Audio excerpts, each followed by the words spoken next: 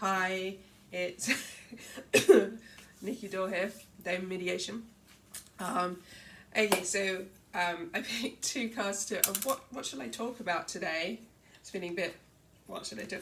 I had these two cards come up, so you don't need to know about these cards, but Five of Swords and Tower. And two words that came to mind is fate and chaos. Now, if you maybe because I've been binge watching and kind of fangirling, if I was a fan, because that means fanatical. I'm not fanatical about anything. Or a girl. I'm a woman, so I wouldn't fangirl. But yeah, you get the picture. So on The Witcher, which is on Netflix. So watched all of that, and that's what the two words reminded me of: fate and chaos. So let's deal with chaos and the reason why. Now, if you are a fan of The Witcher, I would turn off right now because you are getting spoilers. In fact, I'm going to start with a spoiler. Do not blame me if you are, if I spoil this for you, because I have given you that disclaimer. So watch out. So let's start with chaos first. Chaos really comes in with Yennefer as a whole, and if you are, I think it's the last episode where she spent so much time learning to control, to be a conduit, to pull in, be a conduit and control chaos, and then at the last she comes into her power, true power and true leadership is when she actually has to unleash it. And she really comes into her own in that, but she has to. There is a difference between the two, but actually sometimes chaos is needed. Sometimes chaos is the thing that creates that opportunity. There's also that idea, which is not in The Witcher, that war is chaotic and chaos brings opportunity. So chaos will always bring opportunity to someone or something, because it's change and people haven't already, the chips haven't fallen, so there is an opportunity there. So Yennefer kind of learns about what chaos is and how to use chaos for their advantage, and how it can be used in lots of different ways. And there is there's no straight lines, thankfully, in The Witcher, because I hate that whole good, evil. It's not really, it kind of blurs those. It's really about what should be done in this situation. So that is, to me, if you look at the Tower, you can see that, and if you've watched it, you'll understand why you see Yennefer as doing that. But also how she learns to channel it, but also how she allows it to go out and explore outside of herself. Fate is quite interesting because we deal with it a lot as seers, diviners, psychics, mediums, astrologers, tarot, whatever you're doing that is talking about the future, prediction, forecasting, is essentially looking at fortunes, looking at fate, free will. So it's this big debate, and there's this idea that as a seer, we see everything going on like this really great puzzle. We see the full finished design, and we don't even in our own lives we don't see it. What tends to happen, very much like Geralt is of Riviere, he kind of goes along and he's told, because what's great about The Witcher is very much like healing and grieving as well, because it kind of goes, it's in a non-linear fashion. So there is this idea that we go from A to Z, 1 to 10, and it's not like that. You go 1, 2, 4, back 4, up, down, around. It's the same. It's not a straight journey. It's not a linear journey. Like The Witcher is not linear. So when you are looking at what is fated for you, what's coming up for you, where should you be going, what should you be doing, we aren't always given that picture of that one big thing that we should do. Usually what happens is you're given that one piece of the puzzle, or one kind of shiny bit from a mosaic mural, and along the way you have to pick up and kind of pick up all those other messages that go on to form that end of the picture. It's like having a puzzle without having that original form. So you're like, oh, okay, when you have the original form, you go, oh, okay, well, this part goes in, this is the grey part, so it must go here, because this is the person's suit, or this is the green grass, and we kind of start working out where to put the picture, the parts of the puzzle, whereas actually if you don't see the whole picture, you don't know, you've been given a piece of information, or a message, or a sign, and you don't really know where that goes. And initially what you tend to do with that, even diviners ourselves, not just when we're talking to clients, not just when clients have been given the ideas, you get that little bit of information, and then we start going, to ourselves, we start going, oh, that must mean, and we start interpreting around it. And if you've worked with the spirit in any capacity, you'll find that they are really good at being slightly cryptic. And so, Garrett goes through, you see him in episode 1, very different to episode 8, where most of the chips have kind of fallen. So, you see that he picks up information, he gets a bit confused because he doesn't really know, and as an audience we don't always know those pieces of paper, pieces that fit together. He doesn't go in with a strong mission. He starts with one bit of information that he knows. He knows that he's bonded to, actually I'm not even sure he knows that right at the beginning of it, but at some point he knows he's bonded to this girl, and he knows he needs to find her, and she knows she needs to find him, and then Yennefer is caught in the middle of her own desires of having to kind of look at herself and what she needs to do. And if the end, again, this is a spoiler, there's where Geralt and Ciri find each other. And as through the episode, you'd have found that they had been parallel at certain points. And, it's always that sliding doors moment. But what you do realise is the time they come together is they come together at the point where they're meant to come together. That is where fate brought them to it. Even though they could have met earlier on, they just missed each other.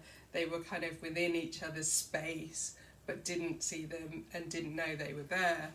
And you're kind of like, okay, that is very much, it just resonated so well with me of, you don't always know the full picture, and it's, Geralt himself goes, okay, it's Yennefer, the woman I fated to, and he turns out, but he knows he's fated with Ciri as well. He's been told over and over, and then he gets the messages confused, and he's not quite sure, but he knows he's compelled to go in a certain direction. He knows he's got one thing that he must find, and lots of people give him different information, which initially might feel that it's taking that person off the path, but actually at the end you see what it is, and you see how all three of them fit together. And Yennefer's not in, if you watch the end end scene, Yennefer's not there yet, but she's there, and it's very much like this unit, this family. Yennefer wants a child, she now has a child. Well, that's obviously season 2, where they get together, probably not easily, but they have a family unit, and actually they've both struggled with families, and Ciri's lost her family. So I really like that at the end, and I've probably really spoiled series 2 for many people, but hey, sorry. So, but they're all searching for something, they're all looking for something, and at the end you kind of see, okay, this is what was meant, this is why they couldn't find each other at this moment, because they meet each other at the right time when they had the right experience and the right journey, because the journey and the experience is really important. And sometimes we forget that, we're too busy trying to get to the end. And you'll also notice where he is given certain information, as I said earlier, it can seem conflicting, and then he kind of makes this decision about what he thinks it is. And same with Yennefer, what she thinks she should be doing, because she's been given these little bits, everyone's given these little bits of information, and that is confusing, and sometimes we go through wrong directions. But there is essentially no wrong directions, because we'll always end up at the point we need to be, as you'll see again in The Witcher. But it just means that sometimes we need that diversion to understand, we need that experience, we need that journey. So don't think that anything is going to be linear. We're going to understand, especially if you're on your journey as a seeker and you're trying to learn, what is my vocation? And you don't actually need to be in the spiritual mystical sphere. I think a lot of people are looking for that one. What am I meant to do with myself, with my life? And often we're given these little bits, and sometimes we just need to take that first step rather than thinking about the whole picture, because we need to go through those confusing other middle steps in a fashion that works for us, rather than going here to here, because it would be a very boring journey, even though sometimes we'd want that. So don't think that where you're going. So don't think that when you've gone a wrong direction, that is an experience that might be needed. Do not also try and put stuff around the information that you're given, and try and force it and control it, because we're given some information, then we go, oh, it must mean this, this and this, so we start going, okay, I'll head it off a little bit because I know it's this, therefore it's got to be this element, and therefore what I'll do, I'll already do this stuff. So you're asked to do, say you start off, a lot of people start on any energy work, they'll start on some energy healing work, so usually Reiki.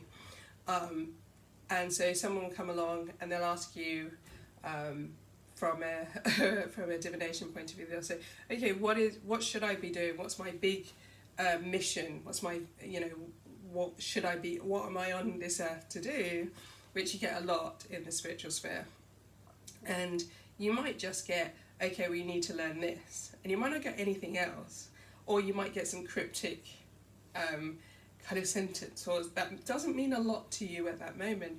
But really, it is because you have to take that first step. It doesn't mean that you're going to be that one thing. I'm trying to think of a good example. I was doing a reading for somebody and they were saying, oh, okay, what do I do? What am I here to do? And all that I was getting is that it's a bit like the Mr. Miyagi thing. It's like you need to look at this in your mundane life, and because this is stopping you being able to kind of see the woods from the trees. And it's really hard to say that because people want something concrete. But funny enough, they came back a few weeks ago and they said, oh, okay, I now really understand why I needed to do that. And I now am understanding where my next step is. So sometimes it's something small, say, tidying up, sorting out things in your mundane life, be it boundaries, being it carving out time, be it, getting some order so that you can see the woods from the trees. And so it could be the fact that you start on tarot, you start on Reiki, just because that's where you need to go a second step in. And I know for my own development, I went in it felt like it was going kind of like round in all these different circles, all these different directions, but ultimately it all came together at the end. But I did spend a lot of time going, oh, this is where I must be, and then a year or so later going, oh, this is right. So all those things that I've learned, I've managed to bring together in blend. But at the time I kept finding, oh yeah, it must be this. Oh, it must be this, because you feel really drawn to it. And then it feels like you're on different journeys doing all these different things, and you're like, how am I meant to bring these together? And at some point you'll hit that moment where it all comes together. So don't think that you have to know every step now. I don't think that it is always going to be linear. Don't think that you're going to be given everything that you need to know, everything that is out there to know about it right at the beginning. Because if you do that, you'll make a mistake, and you'll then go down and you can veer off completely off in the wrong direction. It can take you a long time to get back. Take the steps as they come along. Understand that not everything is going to be given to you in one go. There are necessary steps and experiences that you need to get through. Understand that some of it is going to be chaotic, because out of chaos can come opportunities, can come growth. So note that it's not, you might have those periods where you don't know, even if you're on this really, you felt really settled and understood there, and now you're like a little bit unsure. Carry on doing it, or take a rest, or take a break.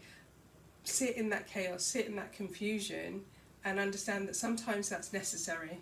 Sometimes it's necessary to have that before you can actually see clearly what you need to do.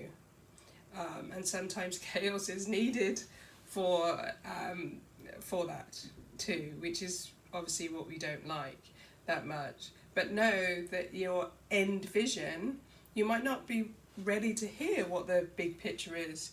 You might go, oh no, because a lot of it is us growing to be ready for what is going to be delivered. And if we are surprised with something, our first reaction is usually to reject it and then run away from it. So, you know, spirit in general, universe, doesn't want to do that. So give us what we need to know at that point so we can continue to move on. So yeah, I'm very sad that The Witcher is finished. So yeah, I can't believe I actually linked Tarot Witcher to actually doing a video on it. It's very unusual, but it really does the end scene and understand, like, is like a light bulb that comes on. You suddenly go, whoa, okay, I understand all of these things. I understand why I had to go on these quests and ask these questions and go in this direction. And this is especially relevant if you are having any, if you're looking for significant, more positive romantic soulmates in your life.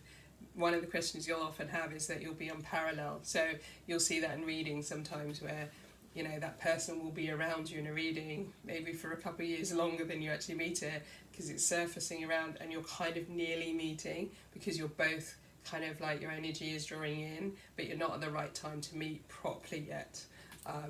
So yes, if you are if that's what you're looking for, it's a really good message to look at, to watch. Probably Geralt and Ciri on their journeys, and to understand that sometimes, even though that's not a romantic relationship, but it will really show you why things have to happen in a certain way. There's another thing, I know I'm going on in this video, but there is another thing in that idea that as soon as you have something that involves other people, you therefore have to understand you can't have complete control over that, and especially in the timing, because the other people have to be at the same spot for that to happen. So you will often find some people speed up, some people will be held for a little bit, but there's always experience in that. There's never really any just waiting around. You're not waiting for that other person. You should be being, and you should be growing and all of those, because you'll meet at the right level. And what is for you, you can't miss. And you can never miss that. So anytime that you worry about missing something, you know, universe speaks very, very loudly, and especially is to lots of people are going to find it very loud and very annoying.